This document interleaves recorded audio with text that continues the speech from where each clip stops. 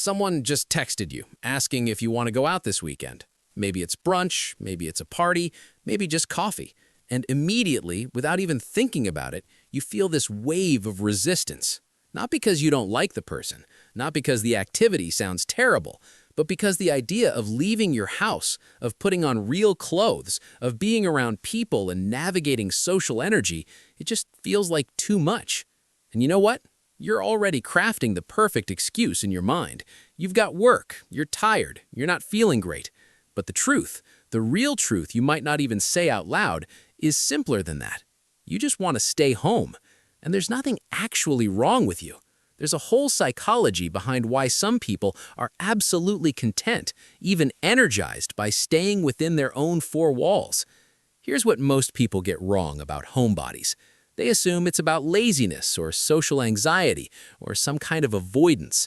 And sure, sometimes those things are part of it, but for a lot of people, the preference for home isn't running away from the world, it's running towards something else.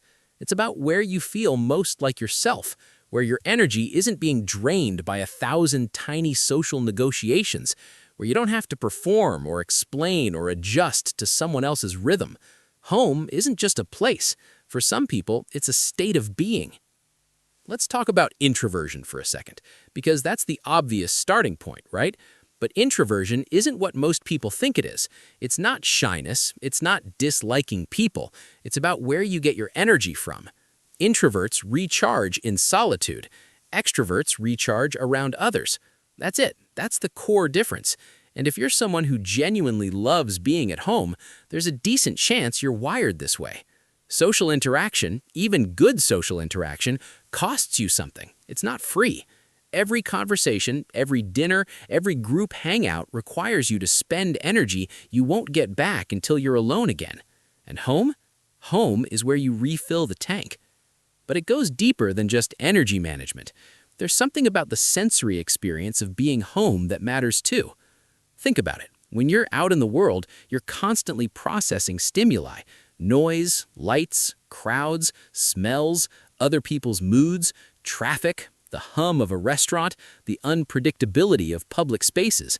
Your nervous system is always on, always scanning, always adjusting. Researchers who study sensory processing sensitivity, which is a real thing by the way, have found that some people's brains are just wired to pick up on more details in their environment, more subtleties, more everything. And that's exhausting. It's like having the volume on life turned up to 11 all the time. When you're home, you control the volume, you control the lighting, you control the temperature, you control whether there's noise or silence. You decide when to engage and when to withdraw. It's not about being controlling in a neurotic way. It's about creating an environment where your nervous system can actually relax, where you're not in a constant low-grade state of vigilance. And that's not weakness. That's self-awareness. There's also this beautiful thing that happens when you spend a lot of time at home. You start to notice details other people miss. The way light moves through your window at different times of day, the specific creaks your floor makes, the smell of your own space, which sounds weird to say out loud, but it's real. Home becomes not just a location, but a living relationship. You know it intimately, and there's comfort in that intimacy. There's a reason why people talk about home as a feeling, not just a place. It's because you've built a world there that reflects you, your books, your routines, your specific brand of chaos or order. It's yours. Now, let's talk about autonomy, because this is huge and almost nobody mentions it. When you're out in the world, you're constantly negotiating with other people's expectations, where to eat, what time to meet, how long to stay, what to talk about, when to leave. It's 1,000 micro decisions that aren't really yours, but at home, you're the only architect of your time. You eat when you're hungry, you work when you're focused, you rest when you're tired. You don't have to justify any of it to anyone. And for people who value autonomy, and a lot of us do, even if we don't name it that way, that freedom is intoxicating. Psychologists talk about something called locus of control. It's basically whether you feel like your life is shaped by your own choices or by external forces.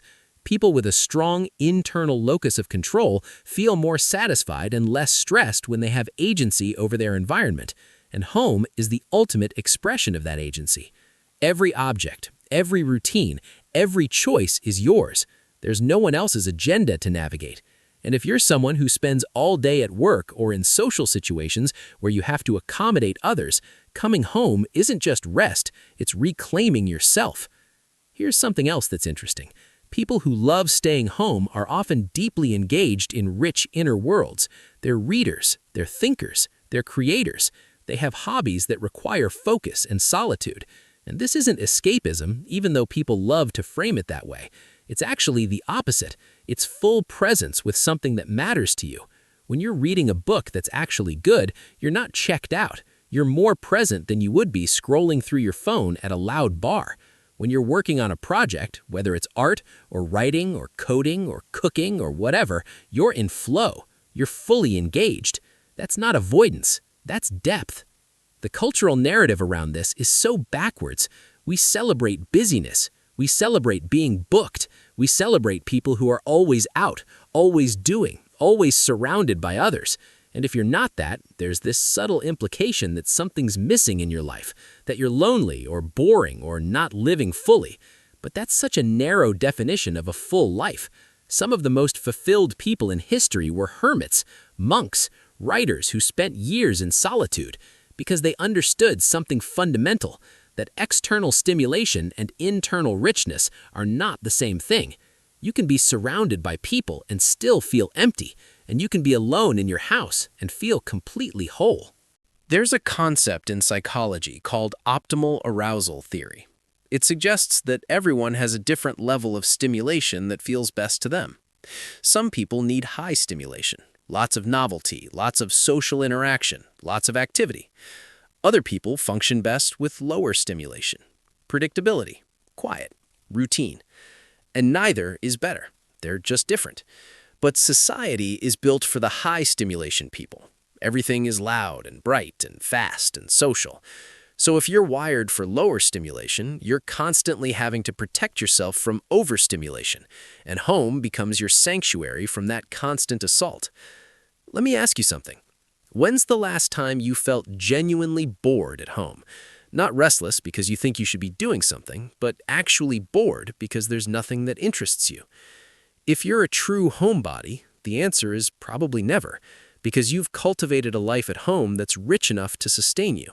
You've got books you want to read, shows you want to watch, projects you want to work on, recipes you want to try, games you want to play, thoughts you want to think. Home isn't a void you're filling. It's a garden you're tending.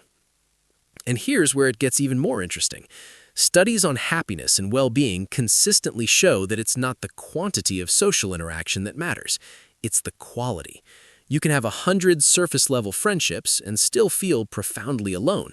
Or you can have 2 deep, meaningful connections and feel completely fulfilled.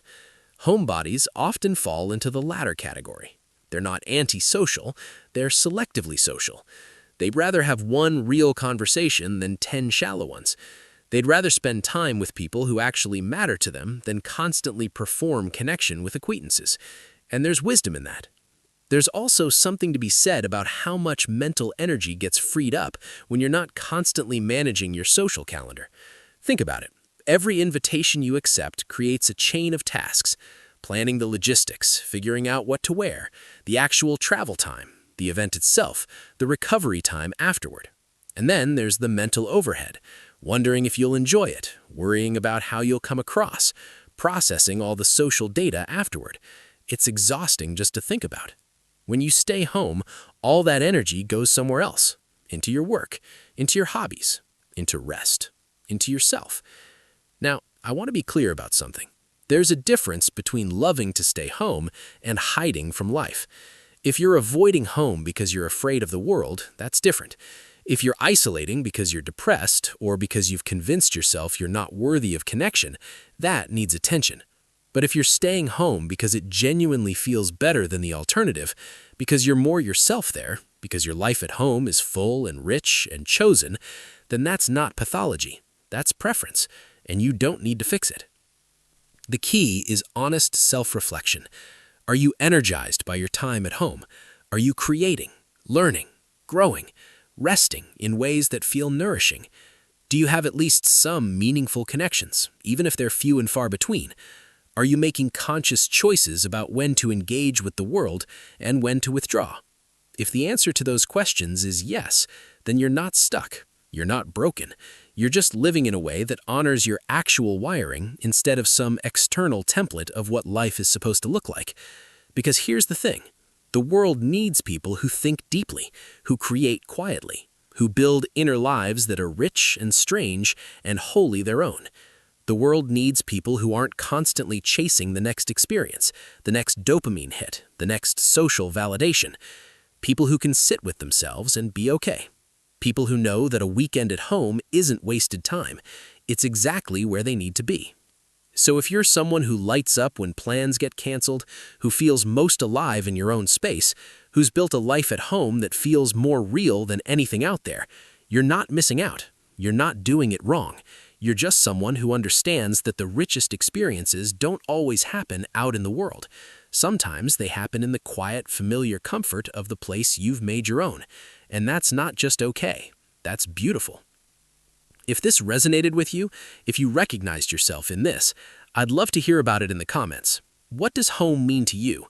What do you love most about your time there? And if you want more conversations like this, where we explore the psychology behind the things people judge but don't understand, subscribe. Let's keep diving into what it really means to live in a way that's true to who you are.